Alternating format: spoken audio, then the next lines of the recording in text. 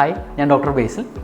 പല്ലിലെ പുളിപ്പ് അതിനുള്ള കാരണങ്ങൾ എന്തൊക്കെയാണെന്ന് നോക്കാം. പുളിപ്പിന് എപ്പോഴും പല കാരണങ്ങളുണ്ടാവും. ഒന്നാമത്തത് വേണമെങ്കിൽ മോണ ഇറങ്ങിയതാവാം, പല്ലിലെ തേയ്മാനം കൊണ്ടാവാം, രണ്ട് പല്ലിൻ്റെ ഇടയിലുള്ള കേട് കൊണ്ടാവാം, പല്ലിൻ്റെ ഒരു സൈഡ് ചെത്തിപ്പോയത് കൊണ്ടും അല്ലെങ്കിൽ പൊട്ടൽ കൊണ്ടോ പല്ലിൻ്റെ ഇടയിൽ ചെറിയ വിള്ളൽ പോലെയോ പൊട്ടൽ കൊണ്ടോ നമുക്ക് പുളിപ്പ് അനുഭവപ്പെടാം.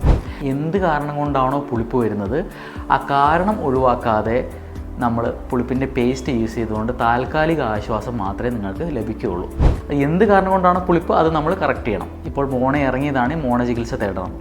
പല്ലിൽ കേടുണ്ടെങ്കിൽ അത് അടച്ചു കൊടുക്കണം. അല്ലെങ്കിൽ പൊട്ടിയ പല്ലാണെങ്കിൽ നമ്മളതിന് ക്യാപ്പ് ഇട്ട് കൊടുക്കണം. ആ പുളിപ്പിനുള്ള കാരണം ഒരു ദന്ത ഡോക്ടറെ കണ്ട് അതിനുള്ള ട്രീറ്റ്മെൻറ്റ് എടുക്കുക. പുളിപ്പിൻ്റെ പേസ്റ്റ് നമുക്ക് താൽക്കാലിക ആശ്വാസം മാത്രമേ തരുള്ളൂ. അതുമാത്രമല്ല, പുളിപ്പിൻ്റെ പേസ്റ്റ് ഒരിക്കലും കണ്ടിന്യൂസ്ലി വർഷങ്ങളോളം അതേ പേസ്റ്റ് തന്നെ നിങ്ങൾ ഉപയോഗിക്കരുത്.